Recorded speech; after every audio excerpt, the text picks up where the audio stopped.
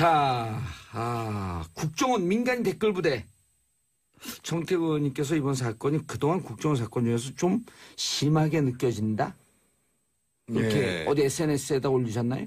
그런 건 아니고요. 예. 그러니까 이번 물론 이제 그 나온 문건에 대해서 나중에 검찰에서 엄밀하게 이제 수사를 해서 어떤 것까지가 사실인지를 확인해야 되겠지만 거의 이번에는 다종 세트 비슷하게 나와가지고요. 예를 들면 이제 댓글 사건과 같은 여론 주장 문제가 하나 있고, 그다음에 이제 정치인 사찰했다는 거 아닙니다. 두 번째로요. 그다음에 이제 뭐 대선은 말할 것도 없고 지방선거나 국회의원 선거 때 무슨 좋은 후보를 거르기 위해서 선거 개입하는 거 나왔죠. 그다음에 이제 언론 통제 얘기 나왔잖아요. 말 안 듣는 언론은 두드러 패는 게 정보기관의 역할이다. 그렇게 얘기했죠. 또 이제 보수자한테 또 지원하는 문제가 나왔죠. 그다음에 이제 특수활동비 가지고 이제 여론조사를 했던 것도 나왔죠. 그래서 이제 사실 과거에 이 정도가 되면은 거의 이제 그 김영삼 문민정부 이전 시대의 행태라고 봐야 되더라고요. 그러니까 박정희 정부나 그 전두환 노태우 정부 때는 뭐 국정원이 사실을 정치를 했지요. 공작도 했고. 그러면. 근데 이제 이게 이제 문민정부 들어와 가지고 굉장히 조심스러워졌단 말이에요. 그래서 처음에 예를 들면 YS도 김영삼 정부 시절에도 처음에 이제 도청팀을 없앴다가 나중에 이제 미림팀을 다시 이제 만드는 문제가 벌어졌고 또 그게 크게 문제가 됐었죠. 그렇죠. 문제가 됐었죠. 그리고 당연히 이제 김대중 정부 때도 굉장히 조심을 하다가 나중에 이제 이종찬 그 국정원장 보좌관이 선거 개입한 문건 나오고 뭐 도청 문건 나오고 그래서 이제 국정원의 정치 개입을 구조적으로 차단하자라고 하는 방향으로 가고 있는 와중에 MB 정부 때 거의 아마 그러면 우리는 노태우 정부 시절로 다시 돌아가자. 이런 정도로 진행된 것이 굉장히 큰 문제라고 보는 거죠. 근데 두 분 그 원세훈 원장 잘 아시잖아요. 저는 그러니까 이제 그 인사가 문제라는 거죠. 그 원세훈 씨는 그냥 국정원하고는 전혀 상관이 없는 서울시에만 있었던 사람인데. 같이 근무하셨었죠? 그리고 뭐 그런 감각도 없고 이제 요새 말로 그냥 무대뽀인 사람입니다. 이제 별명은 잘 알다시피 원따로고. 근데 그렇게 다른 분들하고 못 어울렸어요? 뭐 어울리지도 않고 혼자서 그냥 좀 독단적으로 뭐 이렇게 그런 걸 잘 한다는 뜻이겠죠, 원따로가. 근데 이제 MB가 그분을 국정원장으로 임명할 때는 너는 이제 내 말대로 할 거지, 이제 그런 확신을 가지고 임명한 거죠. 그러니까 국정원을 확실하게 장악하겠다. 뭐 그런 뜻으로 임명한 거 아니겠어요? 그러니까 그 임명 자체가 이제 문제를 일으킨 거죠. 그 적절치 않은 사람을 임명한 거죠. 전혀 그런 감각도 없이 그 이런저런 뭐 앞뒤 재지도 않고 그냥 뭐 일을 하는 사람한테 이 일을 맡겼으니까 제대로 되겠어요. 안청돈 의원님께서도 정치적 감각이 있으시잖아요. 그때 그 국정원 대선 댓글 개입 문제 수사할 때 최동욱 혼외자 문제라든지 윤석열 당시 이제 부장검사 찍어내리려는데 이럴 때 좀 느낌이 있지 않았어요? 그러니까 그때는 이제 또 박근혜 정부였고요. 박근혜 정부가 이제 자기 정통성에 훼손이 갈까봐 이제 저렇게 나선 모양이다 정도로 생각했지. 좀 전에 정태근 의원이 얘기한 것처럼 국정원이 이렇게 전반적으로 정치 전반에 노골적으로 이렇게 개입했을 거라는 생각을 못했죠. 이번 사건이 심각한 이유는 바로 지금 말씀드렸던 것처럼 검찰하고 경찰이 이걸 덮으려고 했다는 데 문제가 있는 거거든요. 과거에도 국정원과 관련된 정치 개입 사건 많이 있었습니다. 그러니까 아주 대표적인 게 대북송금 사건부터 시작해가지고. 근데 문제가 벌어지면은 어떻든 야당이 그 문제를 제기하고 국회에서 또 언론에서 추적이 되면서 사법적 처벌로 가면서 이제 개혁으로 나가는 거였거든요. 근데 이번에는 처음에 댓글 사건이 터질 때에 사실은 이제 경찰에서 그거를 이제 덮으려고 노력을 했고. 나중에 이제 박근혜 그 정부가 들어선 다음에는 지금 말씀하셨던 것처럼 소위 이제 검찰총장 그리고 수사 담당자에 대한 이 좌천과 이 공직에서 물러나도록 하는 조치가 진행되면서 여기까지 왔다는 거죠. 그래서 앞으로 이게 이제 사후의 정치적 보복 차원이 아니라 적어도 이제 국정원이라는 기관이 정치에 개입하는 것은 절대 안 된다. 법에 나오는 대로 처벌받아야 되고 하지도 못하게 해야 된다. 이게 이제 원칙으로 자리 잡아야 되는 거죠. 예. 그런데 두 분께서는 MB 전 대통령 스타일 잘 알잖아요. 예. 예. 여기에 인사했을 때는 아까 정도원 의원님이 그런 얘기를 했는데 내 시키는 대로 해라. 그러니까 좋게 얘기하면 MB 대통령께서 오랫동안 기업에 계셨잖아요. 예. 그러니까 이제 비즈니스 마인드가 충실하시니까 성과가 중요하게 본 거죠. 그러니까 예. 좋게 얘기하면 실용주의고 나쁘게 얘기하면 이 비즈니스적 성과주의 때문에 거기에 적절한가와 관계없이 예. 사람들을 이제 갖다 쓰게 되는 건데 분명한 것은 특히 이제 이 원세훈 원장 문제도 마찬가지고 그 당시에 인권위원장 문제도 마찬가지고 적어도 우리가 이제 역사인식이라든지 소위 이제 민주주의 인권의식을 갖고 판단해야 될 문제에 대해서 상당히 그 의식이 결여돼 있었던 것은 분명하다고 봐야죠. 정도원 의원님. 예. 이게 반민주적이고 불법적이고 비상식적인 일들 아니에요? 예. 블랙리스트에도 개입됐고 민간인 불법 사찰, 댓글 부대 여론 조작. 블랙리스트는 이제 박근혜 정부 때 일이고. 예, 박근혜 정부 때 일이고. 예. 불법 사찰 댓글 부대 이거 MB한테까지 갈까요? 어떻게 할까요? 이렇게 되면 수사 이제 그 TF팀에서 고발하겠다 그랬단 말이에요. 수사 의뢰하겠다 그랬고. 예. 이제 MB를 겨냥하고 싶겠죠. 현 정부는. 현 정부는 MB에 대해서 한이 맺혀 있잖아요. 그 노무현 전 대통령이 MB 정부 때 결국 수사받다가 서거하신 거 아닙니까? 예. 그러니까 이제 정치 보복이 없다고 말할 수는 없어요. 제가 볼 때는. 예. 그런데 이제 MB가 또 굉장히 뭐라 그럴까 신중하고 아주 뭐 좀 영리하다 그럴까? 그러니까 이제 빠져나갈 구멍을 다 만들어 놓고 일하는 사람이에요. 그러니까 이 직접 엮기에는 그렇게 쉽지는 않아 보여요. 그러니까 이제 흔히 하는 우리가 같이 일을 해봤지만은 책임은 다 밑에 사람한테 이렇게 넘기는 스타일이거든요. 근데 국정원장이 이걸 독단적으로 했다고 볼 수 있어요? 저는 결국은 이제 원세훈 전 원장이 어떻게 진술하느냐에 따라 달린 문제라고 보여지거든요. 그러니까 통상은 이런 일이 벌어지면 뭐 예를 들면 자기들이 결과적인 그 일한 거에 대한 보고서는 올리지만 뭐 이런 걸 협의하지 않는다라고 하면서 소위 이제 주군에 대한 의리를 지키려고 노력하는 게 통상의 관계라고 봐야죠. 예. 근데 이제 원세훈 전 원장이 어떻게 진술할 것인지에 대해서는 저희도 예측 불가다라고. 스타일을 잘 아시잖아요, 원세훈. 아니, 그러니까 지금 상황이 지금 스타일로만 판단하기가 어려운 상황이니까요. 근데 묘한 얘기가 두 개가 엇갈리는 얘기를 했어요. 한 번은 재판받을 땐 내가 독단적으로 한 일이다. 그러니까요. 근데 이제 최근에 와갖고는 이제 이 문건이 나오니까 국정원장이라고 하는 게 그렇게 혼자서 하는 일은 아니다. 그러니까 이번 재판에서는 결국은 이제 결심이 이미 된 상태고 예. 8월 30일 날 선고를 하게 그렇죠. 되잖아요. 예. 그래서 이 사건 자체를 추가로 기소하거나 할 수는 없어요. 왜냐하면 그 피의자의 반론권 문제가 부장이 안 되는 문제니까 예. 결국은 이제 이번 판결에 영향을 미치는 걸로 끝날 것이고 다만 별도의 이제 추가 기소라든지 기소. 뭐 이럴 때 이제 어떻게 할 것인가의 문제인데 저는 그 명료하게 뭐 대통령이나 청와대가 개입했다라는 증거가 나오지 않는 이상은 전직 대통령을 바로 조사하려고 하는 것 이거는 쉽지 않다. 쉽지도 않고 바람직하지 않다라는 거죠. 그러니까 예전에 과거에 우리 전직 대통령이 조사를 받은 사례가 많이 있지 않습니까? 그렇죠. 예를 들면 뭐 전두환 노태우 정부는 당연히 구속이 됐던 경우고 그리고 이제 노무현 대통령 그 수사하다가 문제가 됐던 건데 그래서 적어도 그러니까 이번에 예를 들면 박근혜 대통령은 명료하게 문제가 됐으니까. 그렇죠. 그래서 전직 대통령이 책임져야 될 명료한 자료, 증거가 나왔을 때는 불가피한 문제지만 그렇지 않을 때는 상당히 대통령에 대한 조사는 신중할 필요가 있다. 그리고 원세훈 전 국정원장도 바로 그렇게 직접적으로 증언하기는 쉽지 않을 것이다. 저는 뭐 그렇게 봅니다. 알겠습니다. 자, 샵 1035 단문 50원 장문 100원 보수의 품격 정도원 의원, 정태원 의원과 함께하고 계십니다. 한미라님, 국정원이 왜 이런 일까지 벌이는 건지 도저히 이해할 수 없습니다. 3304님, 정도님을 위해 고심한 삼행시를 올립니다. 정말로.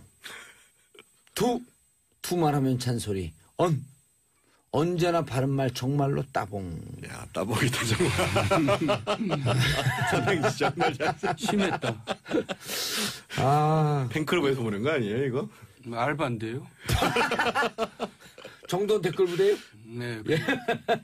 자, 2140님, 정태근 의원님, 곰돌이처럼 푸근해요. 정치쇼의 마성의 꿀성대.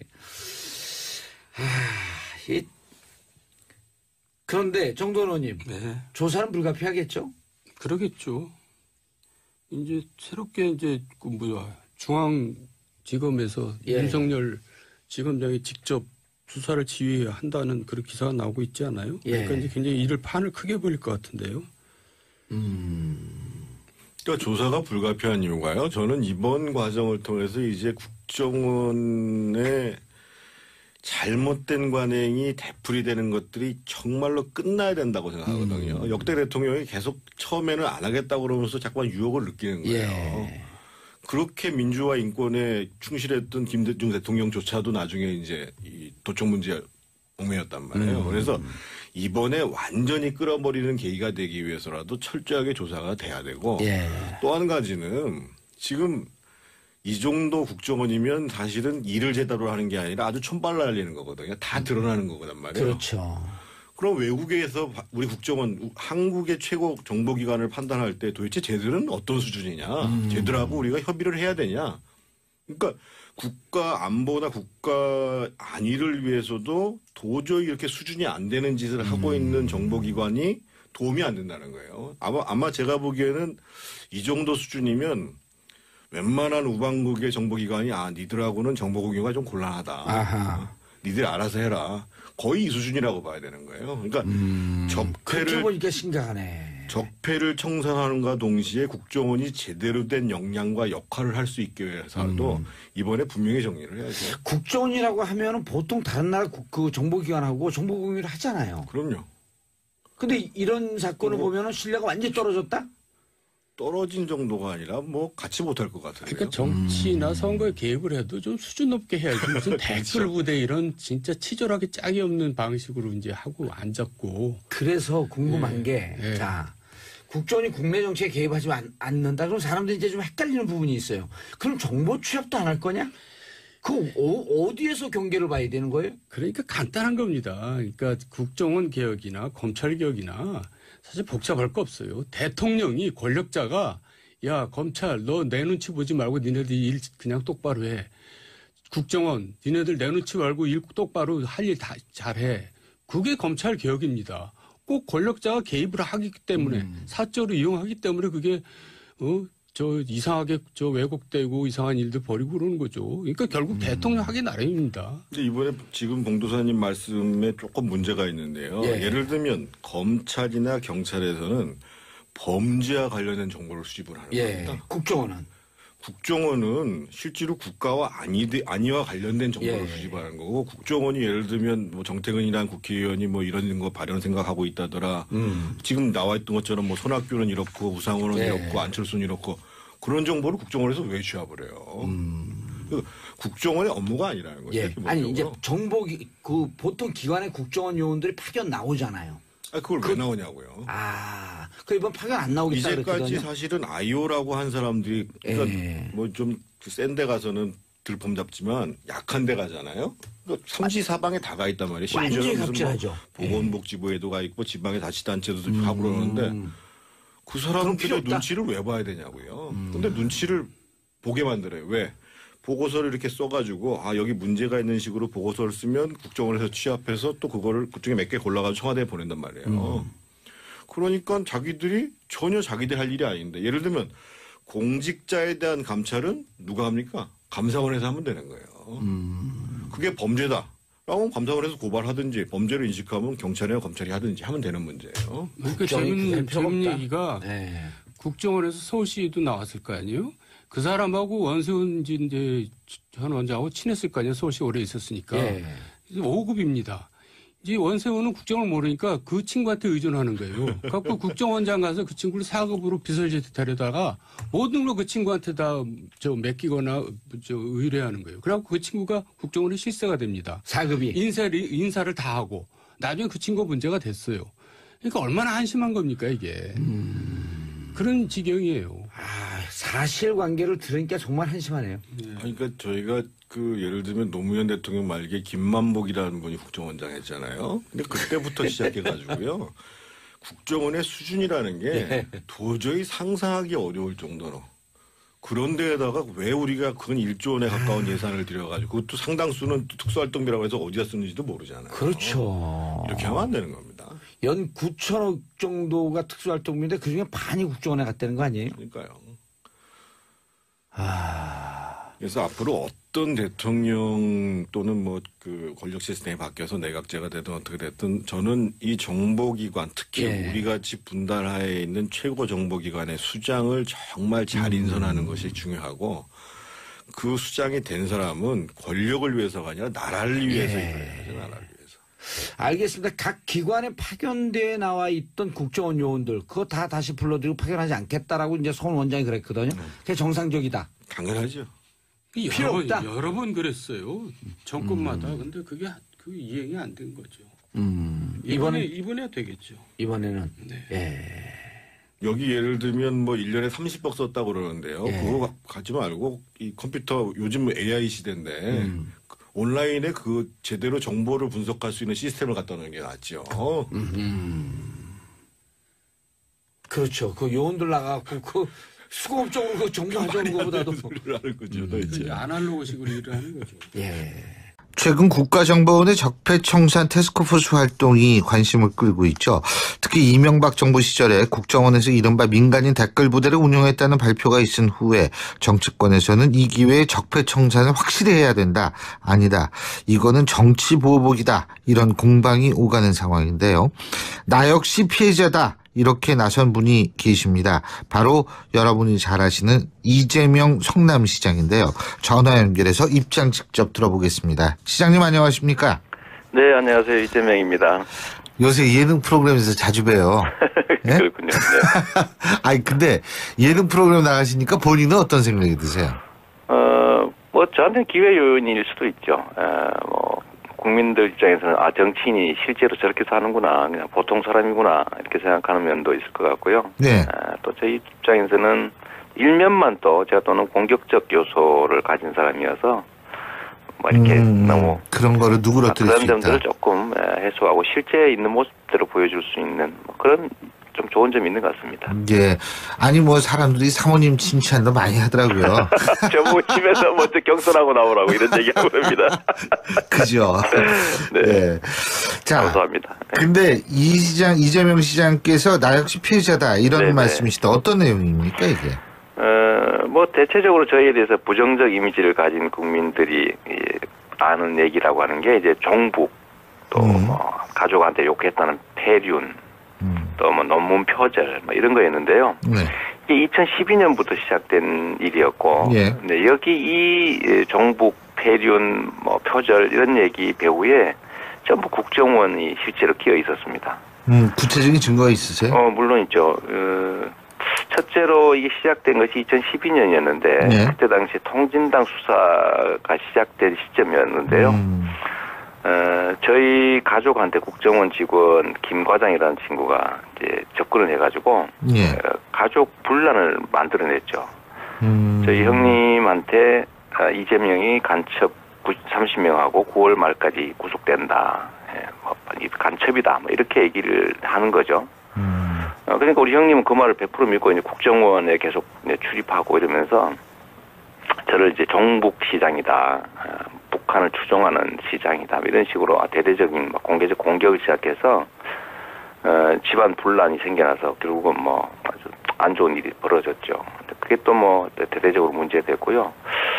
또 하나 이게 이제 뭐 종북 폐륜 뭐 시작이 됐던 겁니다. 또 하나는 이제 좀 전에 말씀드린 2012년부터였고 2013년에는 이제 논문 표절 얘기가 이제 문제가 되기 시작했는데 석사학위 논문이죠. 그 석사학위 논문을 가지고 국정원에 그 사람은 제가 이름을 압니다. 김 XX라고 하는 이 국정원 직원이 이제 해당 대학에 가가지고 이 논문 표절 이거 문제를 왜 해결을 안 하냐, 빨리 취소해라, 뭐 이런 취지 압력을 가했고요. 근데 그건 뭐 녹음도 돼 있죠. 근데 그 후에 제가 최근에 제가 이제 뭐 이거 별로 문제 없는 논문이다라는 최종 통보를 받았는데 대학에서 그 사이에 제가 하나 또 새롭게 알아낸 사실이 뭐냐면 이 해당 대학에서 회의록, 뭐 학칙 이런 것들을 막 조작을 했더라고요. 조작을 해서 예. 심사할 수 없는 뭐 논문을 심사했다고 하고 또 학칙을 저 때문에 바꿨다가 또 바꾸고 막 이런 행위가 드러나서 결국은 학교가 자기 졸업생을 공격을 한 건데 그럴 이유가 없지 않습니까, 보통은? 서류 조작까지 해가면서. 그래서 요거를 제가 공개적으로 곧 문제 삼을 생각인데, 요거를 보면 해당 대학이 국정원의 압력 때문에 어쩔 수 없이 강요받았던 정황이죠. 서류 조작까지 해가면서 국정원이 논문 표절로 밀어붙였고, 해당 대학은 근거도 없이 뭐 표절로 곧 취소할 것이다라는 언론 플레이까지 해가면서 뭐 학칙 만들고 또 고치고 회의록 만들고 이런 것들을 했던 걸 보면 국정원이 배후에서 심각한 압력을 행사했던 걸로 생각이 됩니다. 지금 국정원 TF에서 그럼 이 부분 조사하고 있는 것으로 알고 계세요? 저는 일단 이 자료들을 국정원 TF로 보냈죠. 뭐 국정원 TF에서 판단할 텐데 조사해야죠. 있을 수 없는 일 아닙니까? 근데 여기 좀 근본적인 뿌리를 보면 2011년 정도에 청와대가 성남시를 석 달간 내사하고 뭐 40쪽짜리 보고서를 만들어서 당시에 임태희 비서실장이 이명박 대통령한테 직접 직보했다라는 그런 보도가 있어요. 근데 그걸로 보면 그때부터 이게 기획돼서 뭐 체계적으로 계속됐던 것 같습니다.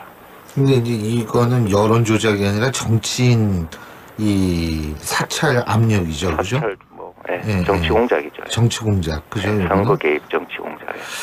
그 이명박 전 대통령에 대한 수사가 있을 수밖에 없다고 보십니까? 당연히 해야죠. 저는 뭐 4대강 예를 들면 각종 법령까지 어겨가면서 막 밀어붙였던 저는 그 거의 국고손실죄에 해당된다고 보고요. 그 외에도 예를 들면 제2롯데월드 이거 직권남용죄에 해당됩니다. 뭐 제가 그 당에 있을 때 한 10년 가까이 전이지만 그때도 뭐 매우 자주 많이 지적했던 거죠. 어떻게 공항 할주로를 바꿔가면서 건축허가를 내줄 수가 있습니까? 그런 거라든지 이 터무니없는 자원외교 이런 실상들을 다 조사를 꼭 해야 되고 특히 뭐 대통령 재임 시에는 공수처가 중단이 되니까 지금 한 4, 5년밖에 안 지난 거라서 거의 모든 범죄 행위에 대해서 다 처벌할 수 있습니다. 그래서 반드시 해야죠. 근데 이게 지금 이 야당 쪽에서는 정치적 의도가 의심된다. 적폐청산이라는 이름의 정치 보복이다. 이런 얘기를 하고 있는데요. 이게 합리적인 사회라면요. 죄를 지으면 합당한 벌을 받는 게 맞는 거죠. 그리고 이게 원래 권력과 책임은 같은 크기인 거예요. 그러니까 권력이 많으면 책임이 더 커지는 거죠. 근데 우리나라는 이 권력이 크면 책임이 적어지는 방향으로 지금까지 나라가 운영되어 왔습니다. 이제 좀 더 저발전 국가인 거죠. 그걸 이제 정치보복이라는 이름으로 합리화했던 거예요. 근데 진짜 정치보복은 없는 죄 만들어서 덮어 씌우는 것 같은 걸 말하는 거죠. 예를 들면 뭐 김대중 대통령 감처벌을 못한다든지 이런 것들을 말하는 거고, 지은 죄에 대해서 합당한 처벌을 가하는 거는 그건 뭐 상식을 회복하는 거지 정의를 구현하는 거지 그게 어떻게 정치보복일 수 있겠어요. 그런 정치보복은 진짜 정치보복이라 불린다면 뭐 당연히 해야 되는 일인 거죠. 예.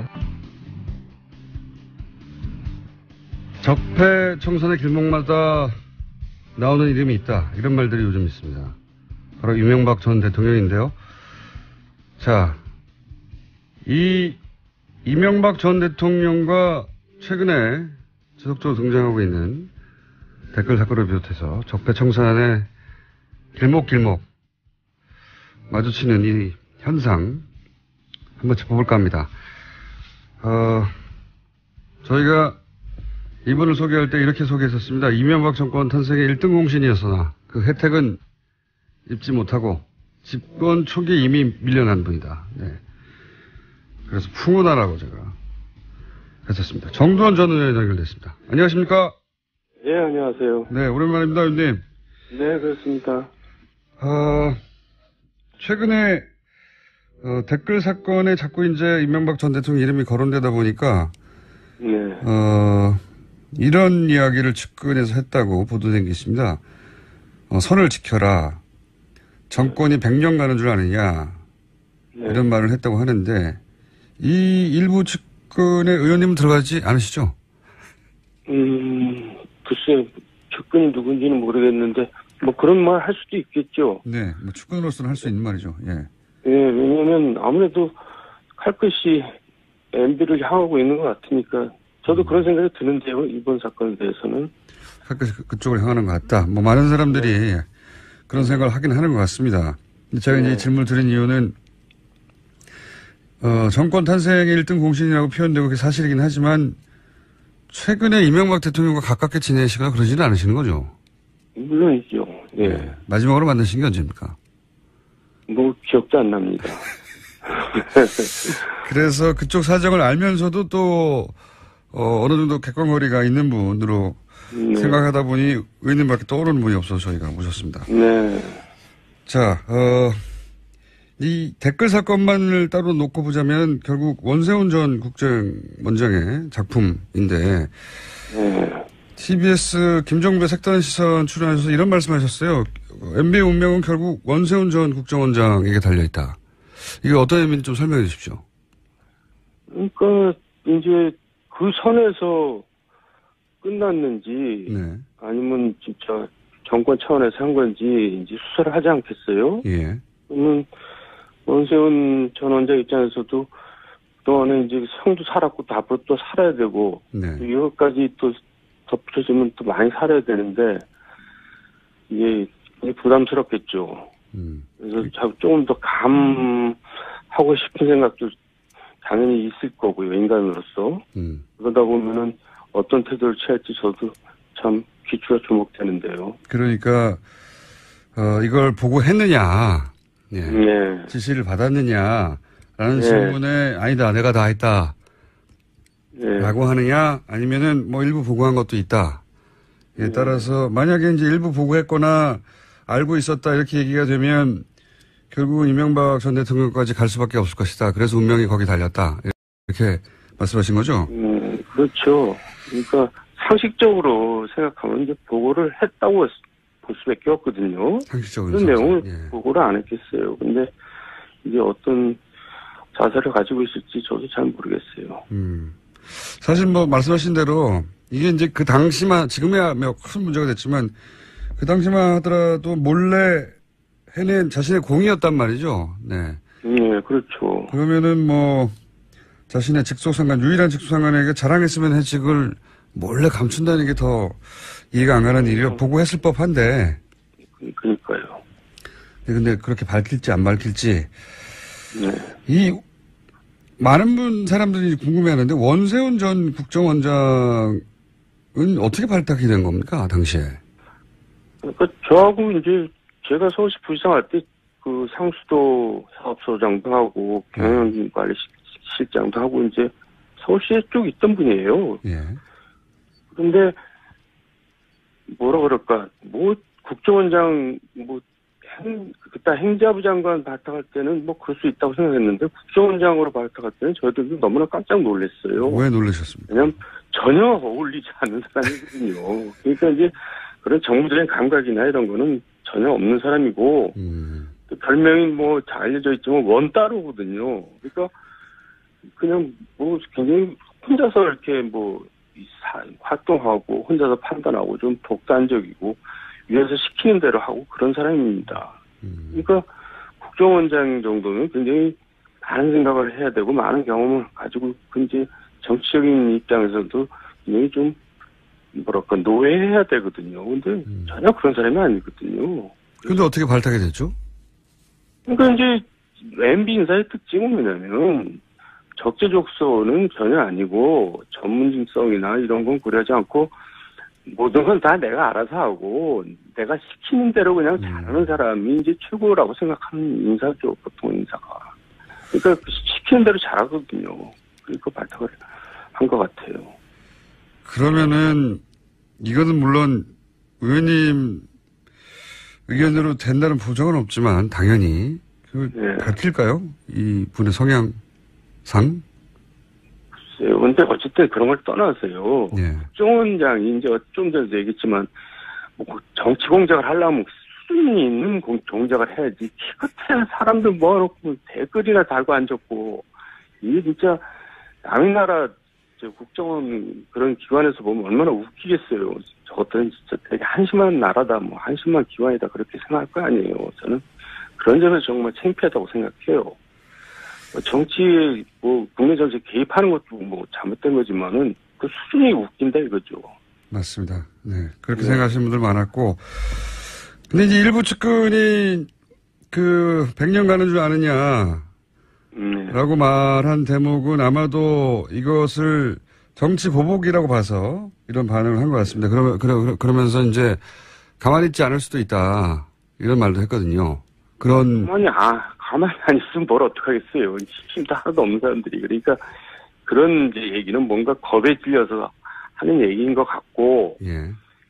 그리고 저는 정치 보복이라는 측면도 분명히 있다고 생각합니다. 그러니까 지금 여권이나 친노 이제 이런 입장에서는 얼마나 한이 맺혀 있어요.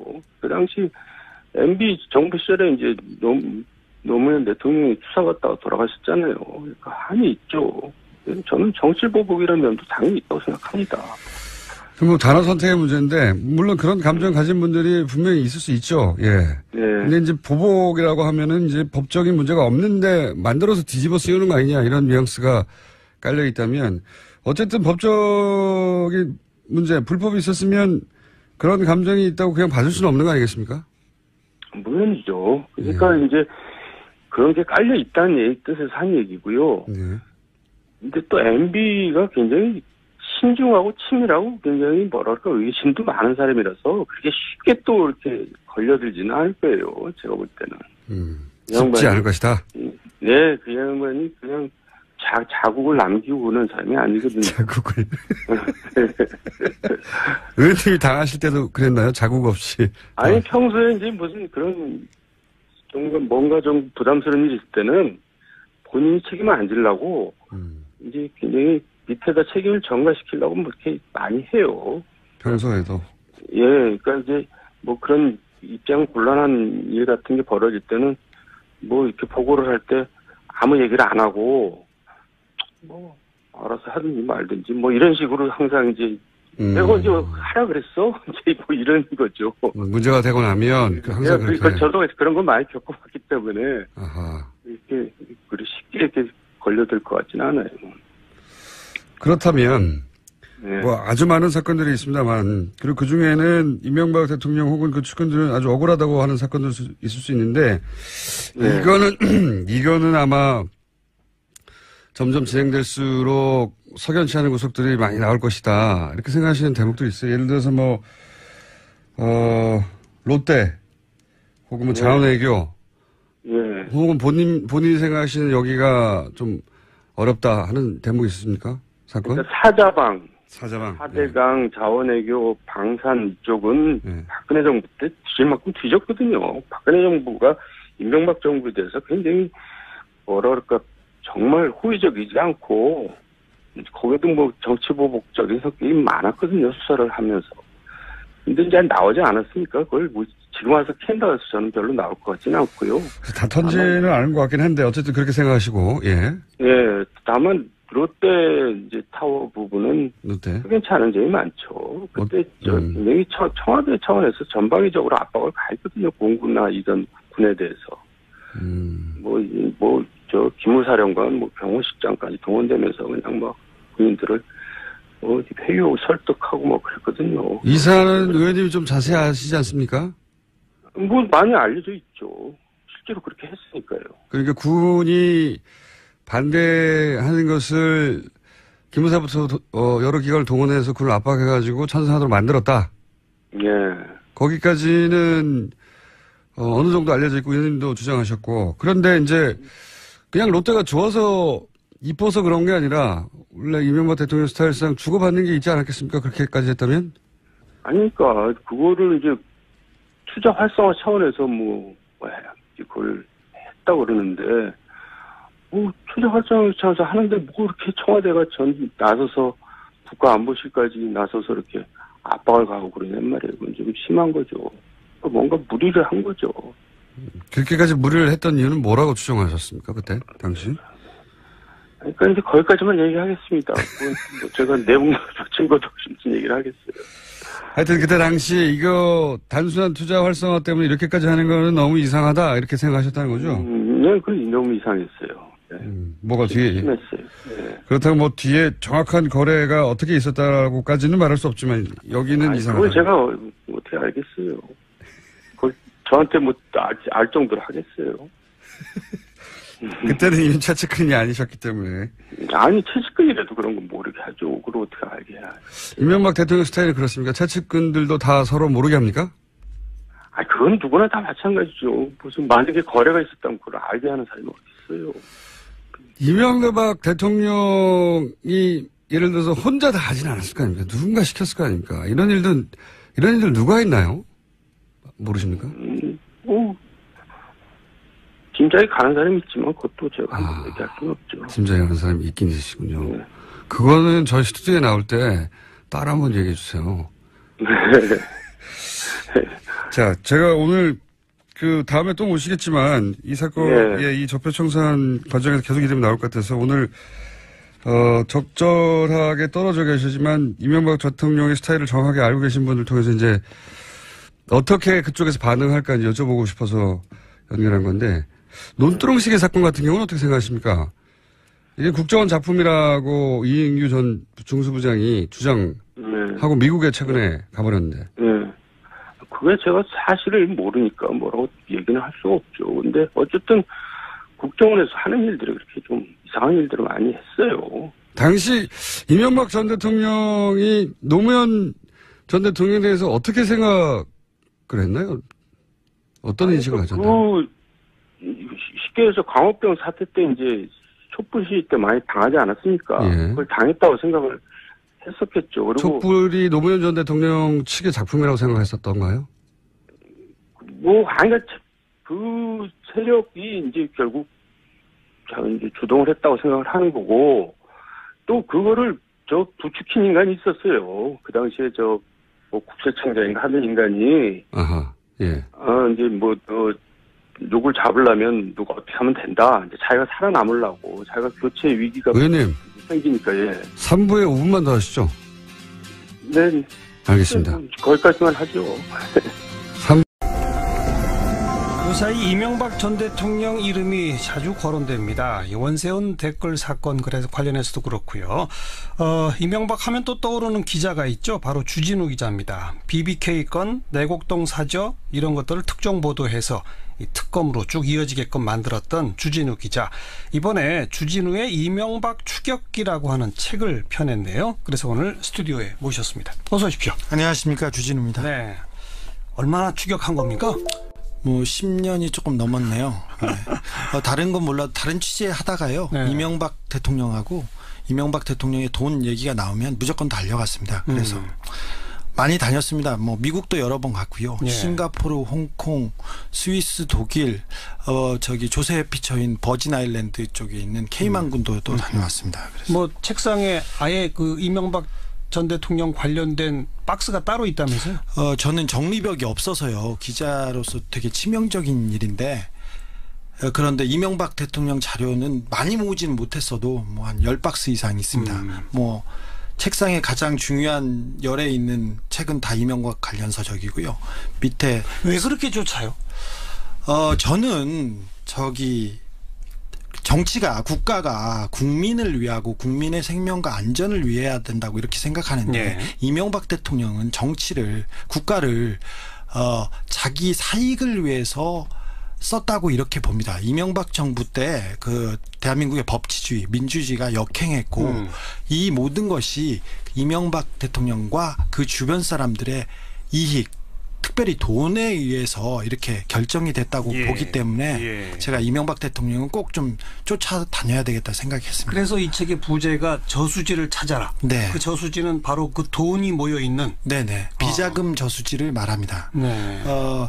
사실 4대 강도 그렇고 자원외교도 그렇고 큰 굵직굵직한 국책 사업마다 돈이 여러 군데에서 사라집니다. 아시다시피 뭐 큰 자원외교 사업에서도 그 회사를 샀더니 이 회사는 꽝이었다, 없었다 그러면서 돈이 없어졌다. 어디 가서도 어떤 사업도 없어졌다. 이런 건이 많았지 않습니까? 예, 예. 근데 그 돈이 사라지는데 한 곳에 모인다는 그 첩보와 정보를 가지고 제가 좀 뛰어다니기 시작했습니다. 그게 이 비자금 저수지를 말합니다. 네.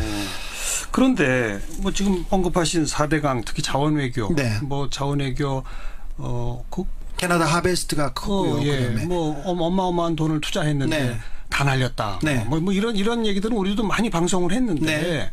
그러면서 많은 분들이 혹시 이게 이명박 전 대통령 무슨 비자금과 연관되는 거 아니야라는 의심은 할 수 있는데 네. 아직까지 아무런 근거도 나온 바는 없잖아요. 네, 그렇습니다. 이번에 뭐 잡았어요?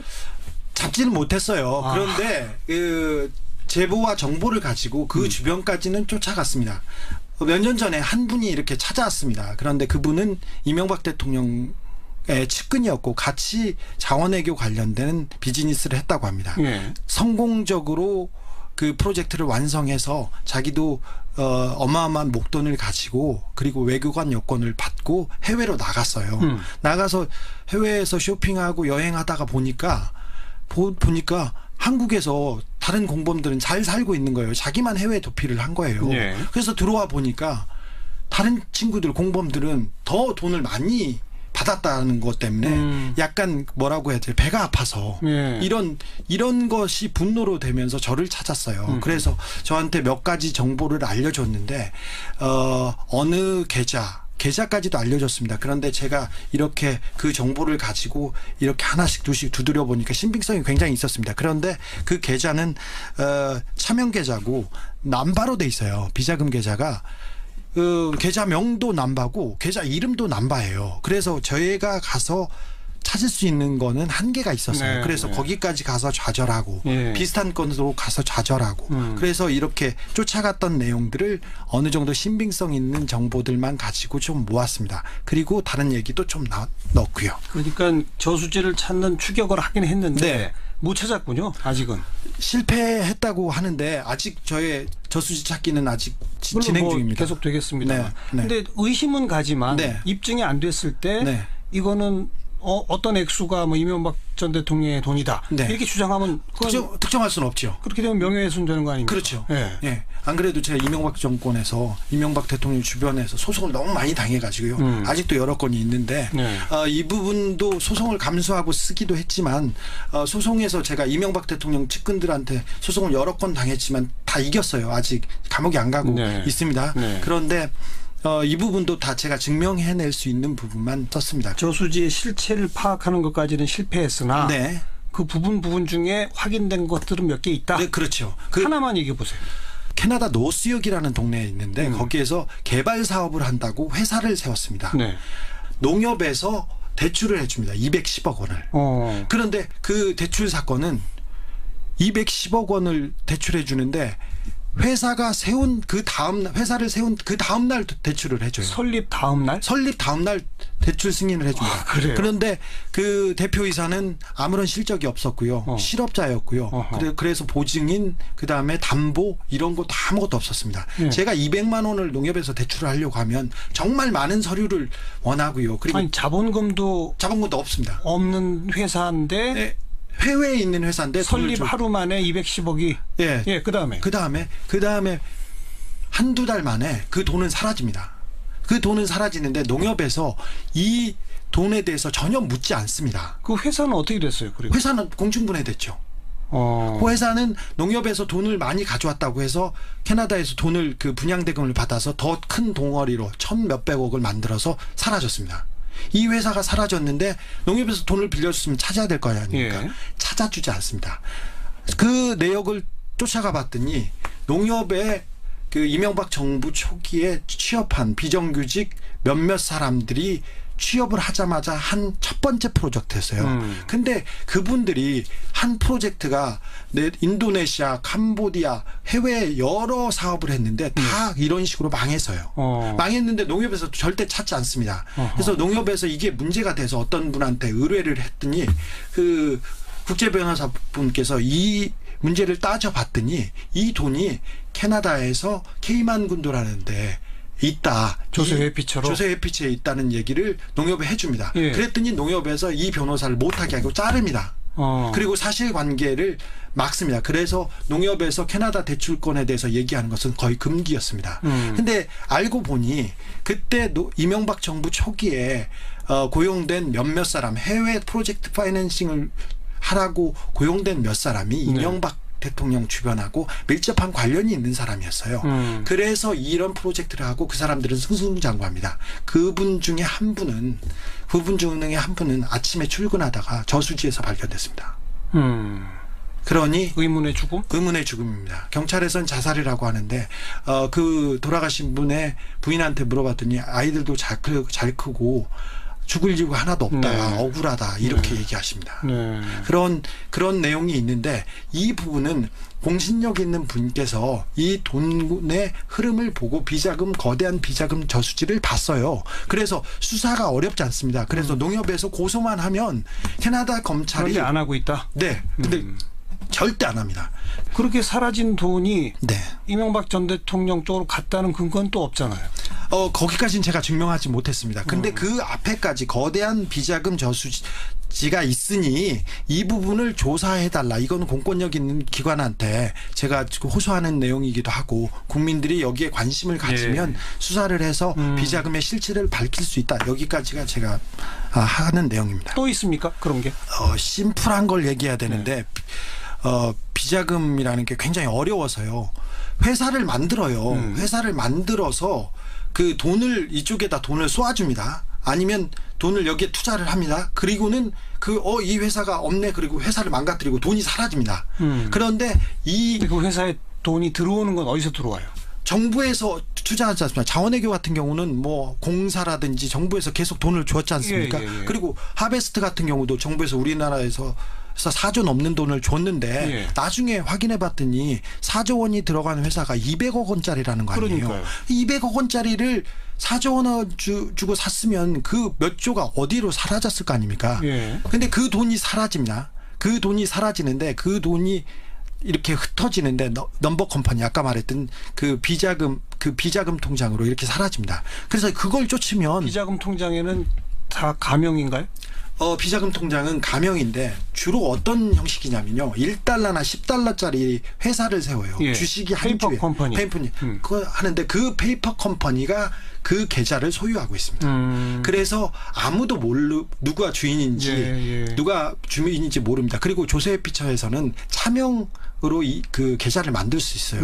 농민이라고 차명으로 이걸 만들어서 그 돈을 보내서 어떻게 쓸 수 있습니다. 그런데 그 돈이 빠져나오는 곳을 찾아보면 그러니까 크레딧 카드라든지 그리고 아니면 돈을 쓰는 그 돈의 흐름을 찾으면 누구인지 알 수 있습니다. 그렇죠. 네, 그래서 그걸 쫓아가 보면 저기 큰 각하의 주변 분들이 이렇게 보입니다. 그래서 거기까지 쫓아가야 된다 이렇게 이명박 전 대통령의 주변 분들이 그 돈을 사용한 흔적까지는 잡았다? 거기에 대한 정보까지는 제가 받았다 이렇게 합니다. 제가 흔적을 볼 수는 없어서. 그런데 그 정보란 얘기는 누군가의 제언, 제보? 네.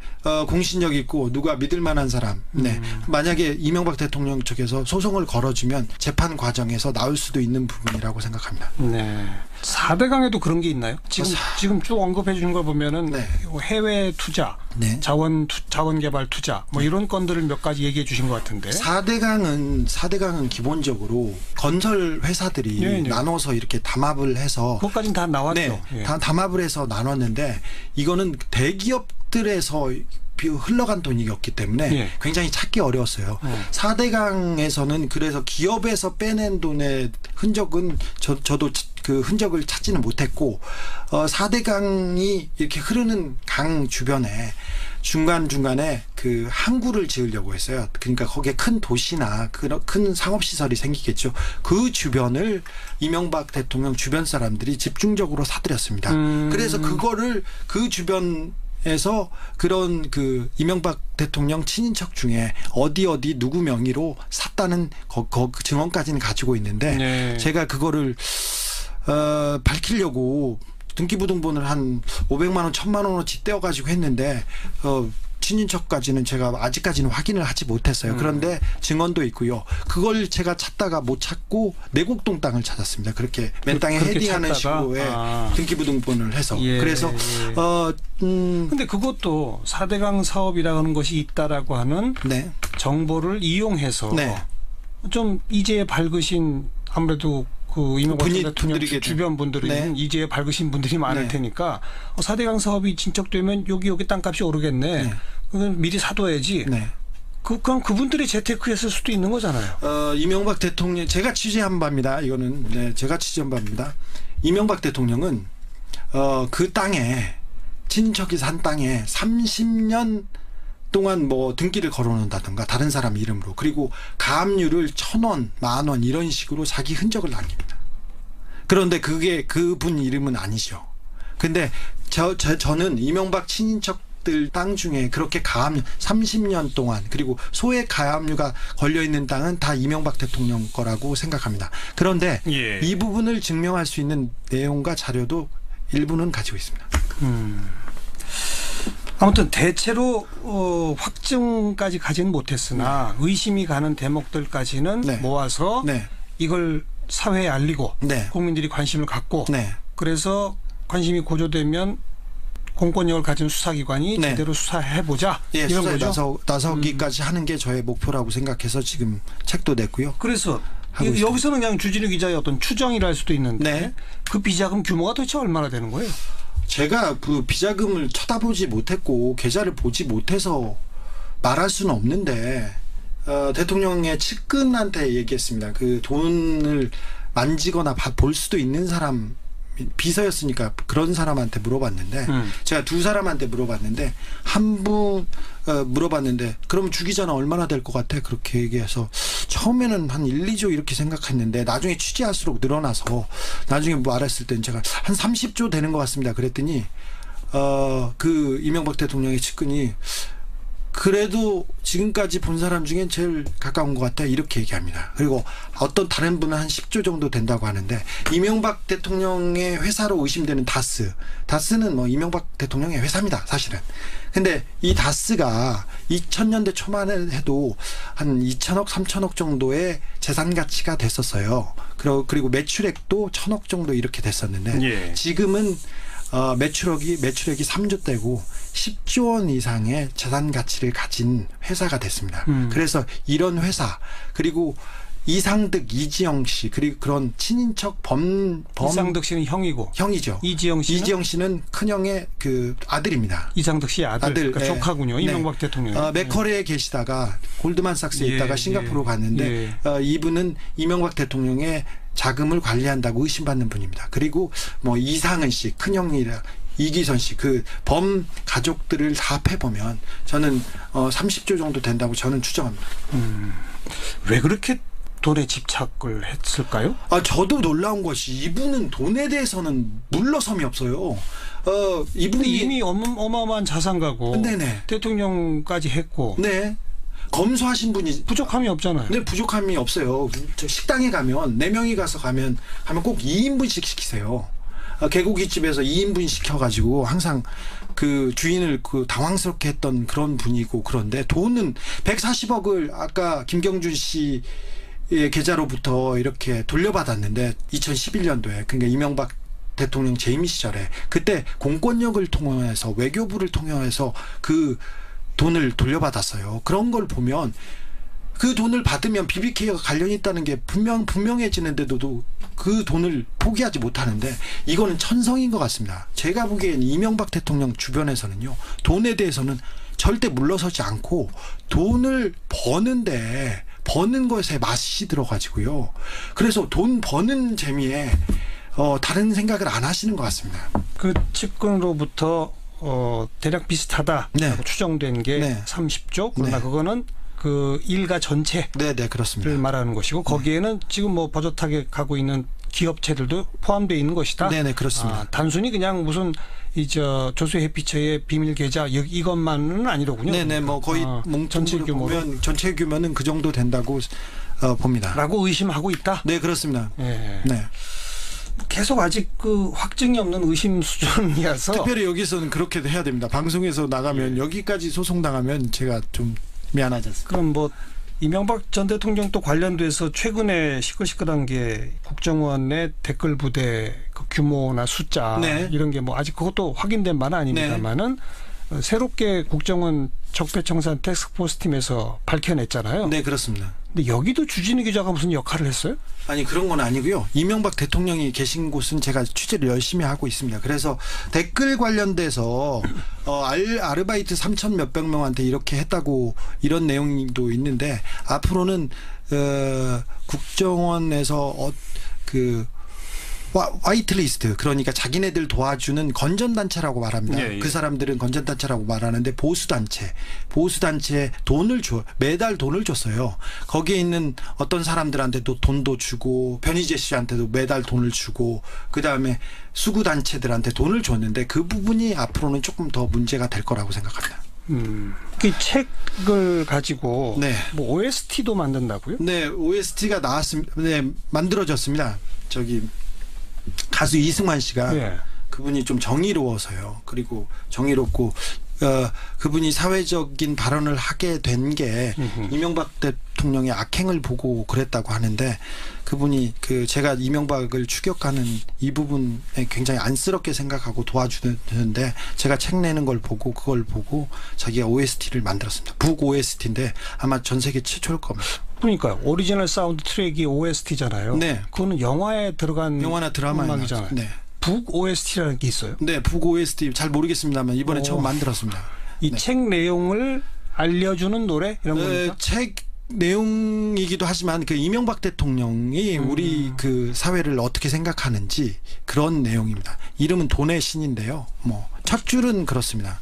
너인 고작 사랑이나 사람 따위를 믿지 난 돈만 믿어 이렇게 하면서 이렇게 얘기하는 건데 이 사회가 조금 비뚤어지고 잘못된 게 이런 이명박 대통령 같은 권력자가 있었지 않나 이런 생각에 OST도 만들었습니다. 영화로도 만드십니까 이 책이? 이 책이 영화사에 제가 책을 쓴다고 할 때부터 영화사에 판권이 팔렸고요.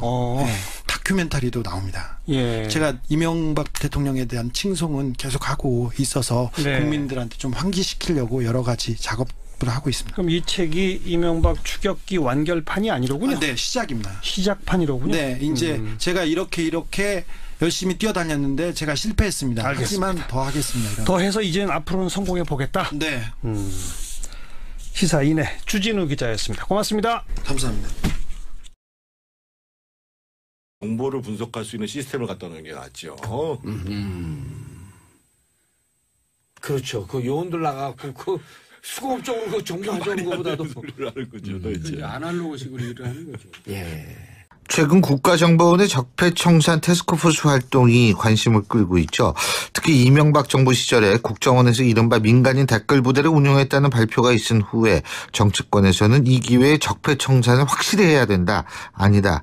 이거는 정치 보복이다. 이런 공방이 오가는 상황인데요. 나 역시 피해자다. 이렇게 나선 분이 계십니다. 바로 여러분이 잘 아시는 이재명 성남시장인데요. 전화 연결해서 입장 직접 들어보겠습니다. 시장님 안녕하십니까? 네, 안녕하세요. 이재명입니다. 요새 예능 프로그램에서 자주 봬요. 네? 그렇군요. 네. 아니 근데 예능 프로그램 나가시니까 본인은 어떤 생각이 드세요? 뭐 저한테는 기회 요인일 수도 있죠. 국민들 입장에서는 정치인이 실제로 저렇게 사는구나, 그냥 보통 사람이구나 이렇게 생각하는 면도 있을 것 같고요. 네. 또 저희 입장에서는 일면만 또 제가 또는 공격적 요소를 가진 사람이어서 뭐 이렇게 너무 그런 거를 누그러뜨릴 수 그런 있다. 점들을 조금 해소하고 실제 있는 모습대로 보여줄 수 있는 그런 좀 좋은 점이 있는 것 같습니다. 예. 아니 뭐 사람들이 사모님 칭찬도 많이 하더라고요. 저보고 집에서 먼저 경선하고 나오라고 이런 얘기하고 그럽니다. 그죠. 네. 네. 자, 감사합니다. 근데 이재명 시장께서 나 역시 피해자다 이런 네네. 말씀이시다. 어떤 내용입니까 이게? 뭐 대체적으로 저희에 대해서 부정적 이미지를 가진 국민들이 아는 얘기라고 하는 게 이제 종북, 또 뭐 가족한테 욕했다는 폐륜, 또 뭐 논문 표절 뭐 이런 거였는데요. 네. 이게 2012년부터 시작된 일이었고, 예. 네, 여기 이 종북, 폐륜, 뭐 표절 이런 얘기 배후에 전부 국정원이 실제로 끼어 있었습니다. 구체적인 증거가 있으세요? 물론 있죠.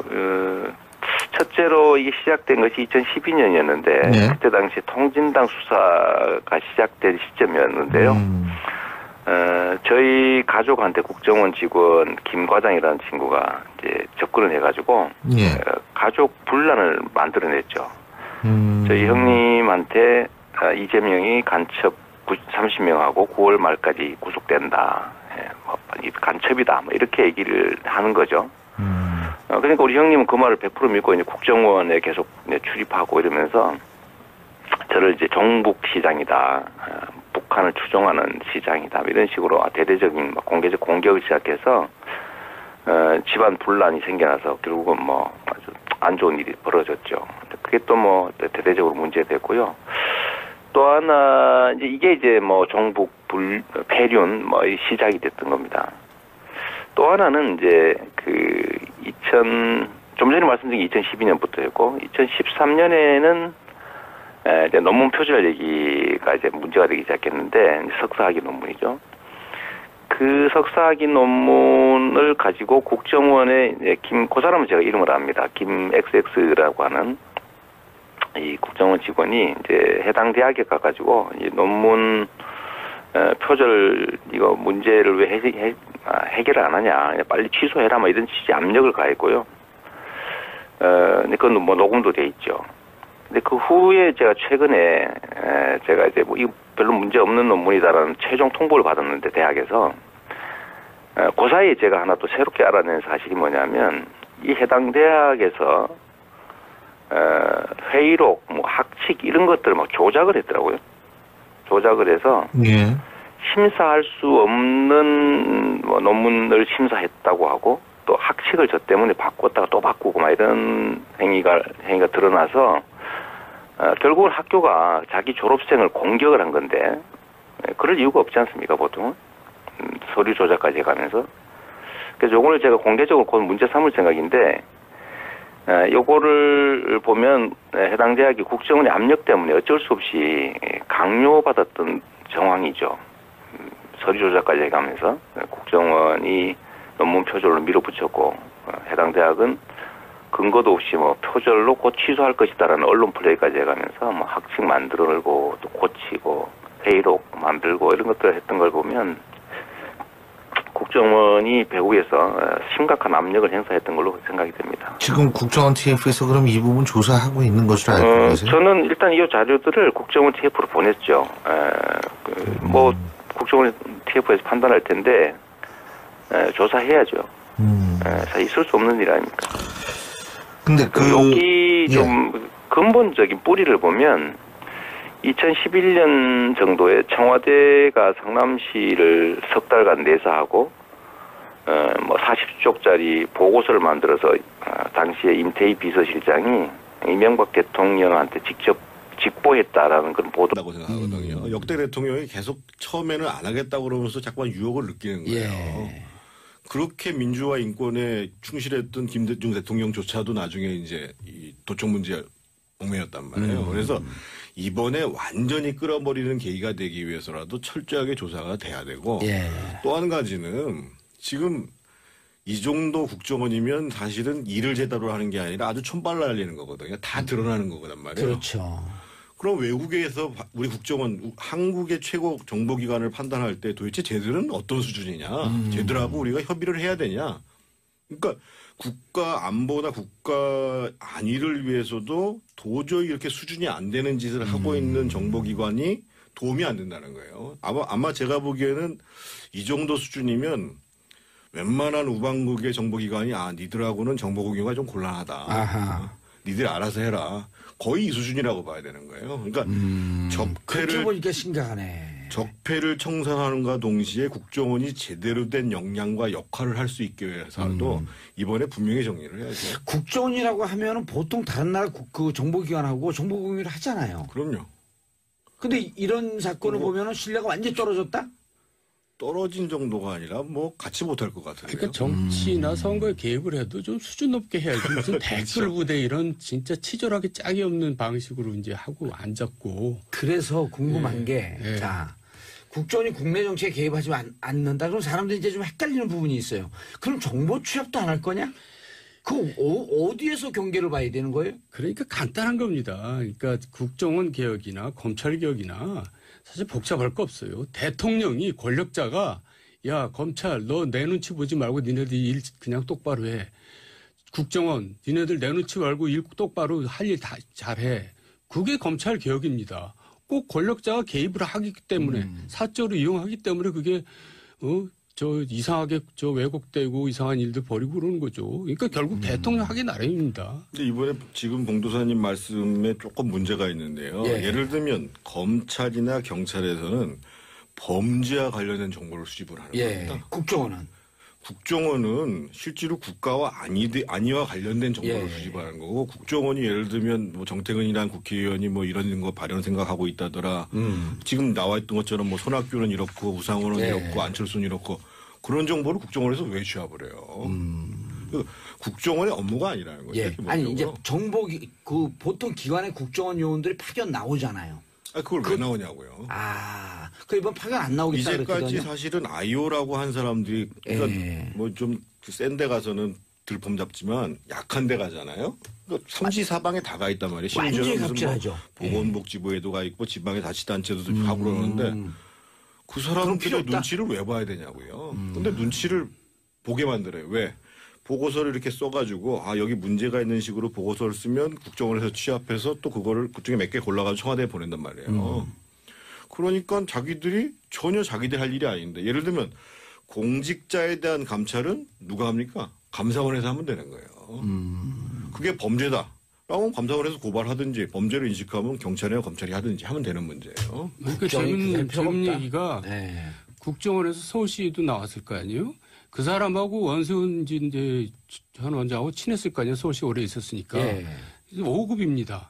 이제 원세훈은 국정을 모르니까 그 친구한테 의존하는 거예요. 그래서 국정원장 가서 그 친구를 4급으로 비서실에 데려다가 모든 걸 그 친구한테 다 맡기거나 의뢰하는 거예요. 그래갖고 그 친구가 국정원의 실세가 됩니다. 4급이. 인사를 다 하고 나중에 그 친구가 문제가 됐어요. 그러니까 얼마나 한심한 겁니까 이게. 그런 지경이에요. 사실관계를 들으니까 정말 한심하네요. 그러니까 저희가 예를 들면 노무현 대통령 말기에 김만복이라는 분이 국정원장 했잖아요. 근데 그때부터 시작해가지고요.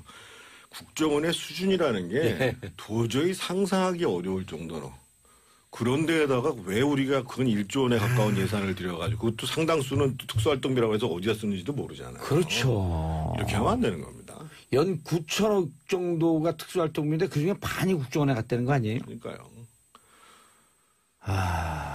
그래서 앞으로 어떤 대통령 또는 뭐 권력 시스템이 바뀌어서 내각제가 되든 어떻게 됐든 저는 이 정보기관 특히 우리 같이 분단하에 있는 최고 정보기관의 수장을 정말 잘 인선하는 것이 중요하고 그 수장이 된 사람은 권력을 위해서가 아니라 나라를 위해서 일을 해야죠. 나라를 위해서. 알겠습니다. 각 기관에 파견대에 나와 있던 국정원 요원들 그거 다 다시 불러들이고 파견하지 않겠다라고 이제 송 원장이 그랬거든요. 그게 정상적이다. 당연하죠. 필요 없다. 여러 번 그랬어요. 정권마다. 근데 그게 이행이 안 된 거죠. 이번에 되겠죠. 이번에는.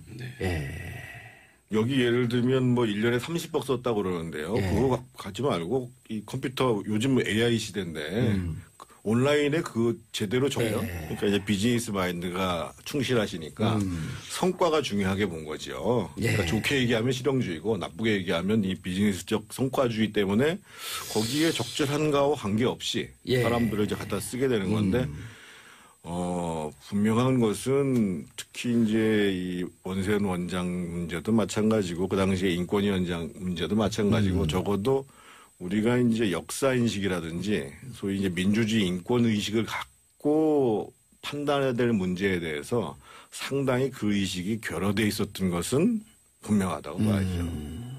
정돈 의원님, 네.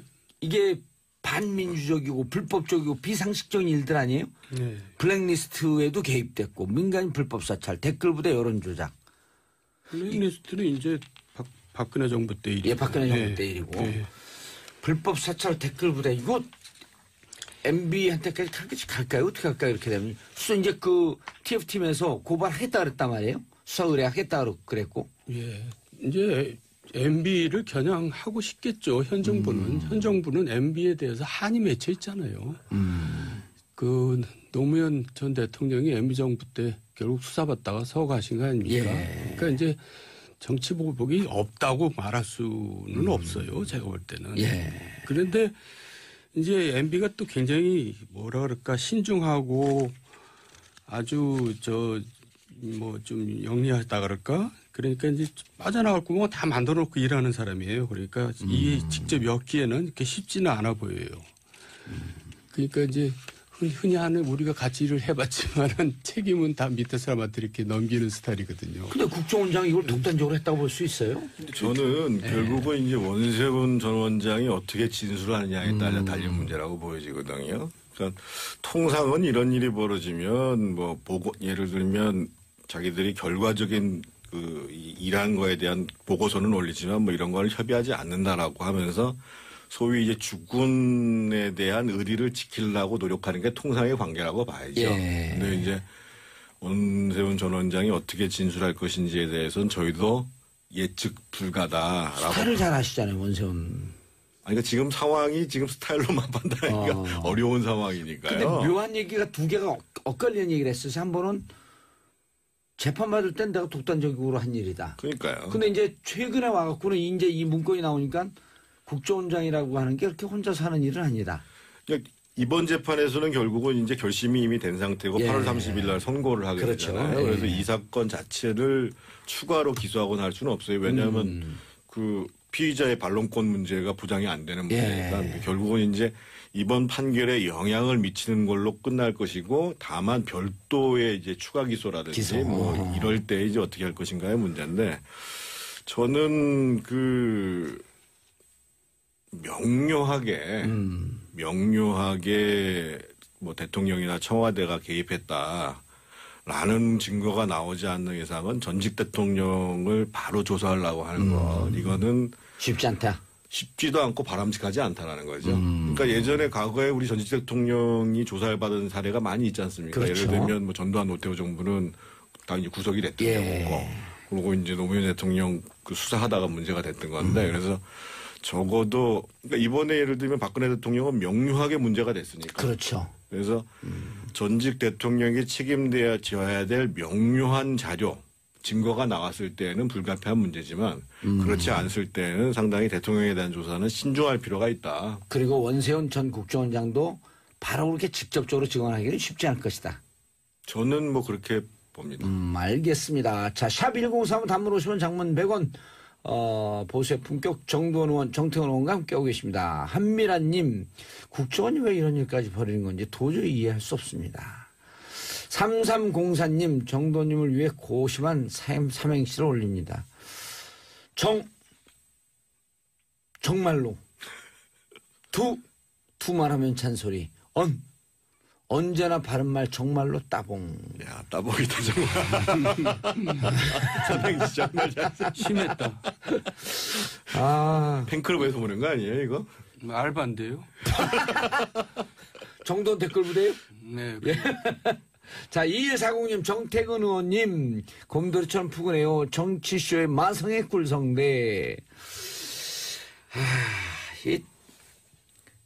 그런데 정도원 의원님, 네. 조사는 불가피하겠죠? 그러겠죠. 이제 새롭게 이제 중앙지검에서 윤석열 지검장이 직접 수사를 지휘한다는 그런 기사가 나오고 있지 않아요? 그러니까 이제 굉장히 판을 크게 벌릴 것 같은데요. 그러니까 조사가 불가피한 이유가요. 저는 이번 과정을 통해서 이제 국정원의 잘못된 관행이 되풀이 되는 것들이 정말로 끝나야 된다. 자, 국정원 민간 댓글 부대. 정태근 의원님께서 이번 사건이 그동안 국정원 사건 중에서 좀 심하게 느껴진다? 그렇게 예. 어디 SNS에다 올리셨나요? 아니 그런 건 아니고요. 예. 그러니까 이번 물론 이제 그 나온 문건에 대해서 나중에 검찰에서 엄밀하게 이제 수사를 해서 어떤 것까지가 사실인지를 확인해야 되겠지만 거의 이번에는 다종 세트 비슷하게 나와가지고요. 예를 들면 이제 댓글 사건과 같은 여론 예. 조작 문제가 하나 있고, 예. 그다음에 이제 정치인 사찰했다는 거 아닙니다. 두 그렇죠. 번째로요. 예. 그다음에 이제 뭐 대선은 말할 것도 없고 지방선거나 국회의원 선거 때 무슨 좋은 후보를 고르기 위해서 선거 개입하는 거 나왔죠. 예. 그다음에 이제 언론 통제 얘기 나왔잖아요. 예. 말 안 듣는 언론은 두드러 패는 게 정보기관의 역할이다. 그러니까. 그렇게 얘기했죠. 또 이제 보수자한테 또 지원하는 문제가 나왔죠. 그다음에 이제 특수활동비 가지고 이제 여론조사를 했던 것도 나왔죠. 예. 그래서 이제 사실 과거에 이 정도가 되면은 거의 이제 그 김영삼 문민정부 이전 시대의 행태라고 봐야 예. 되거든요. 그러니까 박정희 정부나 그 전두환 노태우 정부 때는 뭐 국정원이 사실을 정치를 했지요. 공작도 했고. 그럼요. 근데 이제 이게 이제 문민정부 들어와 가지고 굉장히 조심스러워졌단 말이에요. 그래서 처음에 예를 들면 YS도 김영삼 정부 시절에도 처음에 이제 도청팀을 없앴다가 나중에 이제 미림팀을 다시 이제 만드는 문제가 벌어졌고 또 그냥 그게 크게 문제가 됐었죠. 그렇죠. 문제가 됐었죠. 그리고 당연히 이제 김대중 정부 때도 굉장히 조심을 하다가 나중에 이제 이종찬 그 국정원장 보좌관이 선거 개입한 문건 나오고 뭐 도청 문건 나오고 예. 그래서 이제 국정원의 정치 개입을 구조적으로 차단하자라고 하는 방향으로 가고 있는 와중에 MB 정부 때 거의 아마 그러면 우리는 노태우 정부 시절로 다시 돌아가자. 이런 정도로 진행된 것이 굉장히 큰 문제라고 보는 거죠. 예. 근데 두 분 그 원세훈 원장 잘 아시잖아요. 예, 저는 그러니까 이제 그 인사가 문제라는 거죠. 그 원세훈 씨는 그냥 국정원하고는 전혀 상관이 없는 서울시에만 있었던 사람인데. 같이 근무하셨었죠? 예. 예. 그리고 뭐 그런 감각도 없고 이제 저 요새 말로 그냥 무대뽀인 사람입니다. 이제 별명은 잘 알다시피 원따로고. 근데 그렇게 다른 분들하고 못 어울렸어요? 뭐 어울리지도 않고 혼자서 그냥 좀 독단적으로 뭐 이렇게 그런 걸 잘 한다는 뜻이겠죠, 원따로가. 근데 이제 MB가 그분을 국정원장으로 임명할 때는 너는 이제 내 말대로 할 거지. 이제 그런 확신을 가지고 임명한 거죠. 그러니까 국정원을 확실하게 장악하겠다. 뭐 그런 뜻으로 임명한 거 아니겠어요? 그러니까 그 임명 자체가 이제 문제를 일으킨 거죠. 그 적절치 않은 사람을 임명한 거죠. 전혀 그런 감각도 없이 그 이런저런 뭐 앞뒤 재지도 않고 그냥 뭐 일을 하는 사람한테 이 일을 맡겼으니까 제대로 되겠어요. 예. 안청돈 의원님께서도 정치적 감각이 있으시잖아요. 그때 그 국정원 대선 댓글 게임 문제 수사할 때 최동욱 혼외자 문제라든지 윤석열 당시 이제 부장검사 찍어내리려는데 이럴 때 좀 느낌이 있지 않았어요? 그러니까 그때는 이제 또 박근혜 정부였고요. 예. 박근혜 정부가 이제 자기 정통성에 훼손이 갈까봐 이제 저렇게 나선 모양이다 정도로 생각했지. 좀 전에 정태근 의원이 얘기한 것처럼 국정원이 이렇게 전반적으로 정치 전반에 노골적으로 이렇게 개입했을 거라는 생각을 못했죠. 예. 이번 사건이 심각한 이유는 예. 바로 지금 말씀드렸던 것처럼 검찰하고 경찰이 이걸 덮으려고 했다는 데 문제가 있는 거거든요. 과거에도 국정원과 관련된 정치 개입 사건 많이 있었습니다. 그러니까 아주 대표적인 게 대북송금 사건부터 시작해가지고. 근데 문제가 벌어지면은 어떻든 야당이 그 문제를 제기하고 국회에서 또 언론에서 추적이 되면서 사법적 처벌로 가면서 이제 개혁으로 나가는 거였거든요. 예. 근데 이번에는 처음에 댓글 사건이 터질 때에 사실은 이제 경찰에서 그거를 이제 덮으려고 노력을 했고. 예. 나중에 이제 박근혜 그 정부가 들어선 다음에는 지금 말씀하셨던 것처럼 소위 이제 검찰총장 그리고 수사 담당자에 대한 이 좌천과 이 공직에서 물러나도록 하는 조치가 진행되면서 여기까지 왔다는 거죠. 예. 그래서 앞으로 이게 이제 사후의 정치적 보복 차원이 아니라 적어도 이제 국정원이라는 기관이 정치에 개입하는 것은 절대 안 된다. 법에 나오는 대로 처벌받아야 되고 하지도 못하게 해야 된다. 이게 이제 원칙으로 자리 잡아야 되는 거죠. 예. 그런데 두 분께서는 MB 전 대통령 스타일 잘 알잖아요. 예. 여기에 인사했을 때는 아까 정도원 의원님이 그런 얘기를 했는데 내 시키는 대로 해라. 그러니까 좋게 얘기하면 MB 대통령께서 오랫동안 기업에 계셨잖아요. 뭐가 있어요. 근데 그걸로 보면 그때부터 이게 기획돼서 뭐 체계적으로 계속됐던 것 같습니다. 근데 이제 이거는 여론 조작이 아니라 정치인 이 사찰 압력이죠, 그죠? 사찰 뭐 정치 공작이죠. 정치 공작, 그죠? 선거 개입 정치 공작. 그 이명박 전 대통령에 대한 수사가 있을 수밖에 없다고 보십니까? 당연히 해야죠. 저는 4대강, 예를 들면 각종 법령까지 어겨가면서 막 밀어붙였던, 저는 거의 국고손실죄에 해당된다고 보고요. 그 외에도 예를 들면 제2롯데월드, 이거 직권남용죄에 해당됩니다. 제가 그 당에 있을 때, 한 10년 가까이 전이지만, 그때도 매우 자주 많이 지적했던 거죠. 어떻게 공항 할주로를 바꿔가면서 건축을 해줄 수가 있습니까? 그런 거라든지 이 터무니없는 자원외교 이런 실상들을 다 조사를 꼭 해야 되고 특히 대통령 재임 시에는 공수처가 중단이 되니까 지금 한 4, 5년밖에 안 지난 거라서 거의 모든 범죄 행위에 대해서 다 처벌할 수 있습니다. 그래서 반드시 해야죠. 근데 이게 지금 이 야당 쪽에서는 정치적 의도가 의심된다. 적폐청산이라는 이름의 정치 보복이다. 이런 얘기를 하고 있는데요. 이게 합리적인 사회라면요. 죄를 지으면 합당한 벌을 받는 게 맞는 거죠. 그리고 이게 원래 권력과 책임은 같은 크기인 거예요. 그러니까 권력이 많으면 책임이 더 커지는 거죠. 근데 우리나라는 이 권력이 크면 책임이 적어지는 방향으로 지금까지 나라가 운영되어 왔습니다. 이제 좀 더 저발전 국가인 거죠. 그걸 이제 정치보복이라는 이름으로 합리화했던 거예요. 근데 진짜 정치보복은 없는 죄 만들어서 덮어 씌우는 거 같은 걸 말하는 거죠. 예를 들면 김대중 대통령 감처벌을 못하든지 이런 것들을 말하는 거고, 지은 죄에 대해서 합당한 처벌을 가하는 거는 그건 상식을 회복하는 거지, 정의를 구현하는 거지, 그게 어떻게 정치보복일 수 있겠어요. 그런 정치보복은 진짜 정치보복이라 불린다면 당연히 해야 되는 일인 거죠. 예. 적폐청산의 길목마다 나오는 이름이 있다. 이런 말들이 요즘 있습니다. 바로 이명박 전 대통령인데요. 자, 이 이명박 전 대통령과 최근에 지속적으로 등장하고 있는 댓글 사건을 비롯해서 적폐청산의 길목 마주치는 이 현상 한번 짚어볼까 합니다.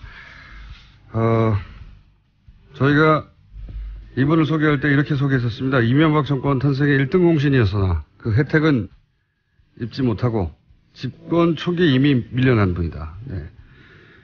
그래서 풍운하라고 제가 했었습니다. 정두원 전 의원이 연결됐습니다. 안녕하십니까? 네, 안녕하세요. 네, 오랜만입니다, 의원님. 네, 그렇습니다. 최근에 댓글 사건에 자꾸 이제 이명박 전 대통령 이름이 거론되다 보니까 네. 이런 이야기를 측근에서 했다고 보도된 게 있습니다. 선을 지켜라. 정권이 100년 가는 줄 아느냐. 네. 이런 말을 했다고 하는데 이 일부 측근의 의원님은 들어가지 않으시죠? 글쎄 측근이 누군지는 모르겠는데 그런 말 할 수도 있겠죠. 네, 측근으로서는 할 수 있는 말이죠. 예. 예, 왜냐면 아무래도 칼끝이 MB를 향하고 있는 것 같으니까 저도 그런 생각이 드는데요. 이번 사건에 대해서는. 칼끝이 그쪽을 향하는 것 같다. 많은 사람들이 그런 생각을 하긴 하는 것 같습니다. 제가 이제 질문을 드린 이유는 정권 탄생의 1등 공신이라고 표현되고 그게 사실이긴 하지만 최근에 이명박 대통령과 가깝게 지내시거나 그러지는 않으시는 거죠? 물론이죠. 예. 네. 마지막으로 만나신 게 언제입니까? 기억도 안 납니다. 그래서 그쪽 사정을 알면서도 또 어느 정도 객관거리가 있는 분으로 생각하다 보니 의원님밖에 떠오르는 분이 없어서 저희가 모셨습니다. 네. 자, 이 댓글 사건만을 따로 놓고 보자면 결국 원세훈 전 국정원장의 작품인데 TBS 김종배 색다른 시선 출연하셔서 이런 말씀하셨어요. MB의 운명은 결국 원세훈 전 국정원장에게 달려있다. 이게 어떤 의미인지 좀 설명해 주십시오. 그러니까 이제 그 선에서 끝났는지 네. 아니면 진짜 정권 차원에서 한 건지 이제 수사를 하지 않겠어요? 예. 그러면 원세훈 전 원장 입장에서도 그동안에 이제 형도 살았고 또 앞으로 또 살아야 되고 네. 또 이것까지 또 덧붙여지면 또 많이 살아야 되는데 이게 부담스럽겠죠. 그래서 조금 더 감하고 싶은 생각도 당연히 있을 거고요, 인간으로서. 그러다 보면은 어떤 태도를 취할지 저도 참 귀추가 주목되는데.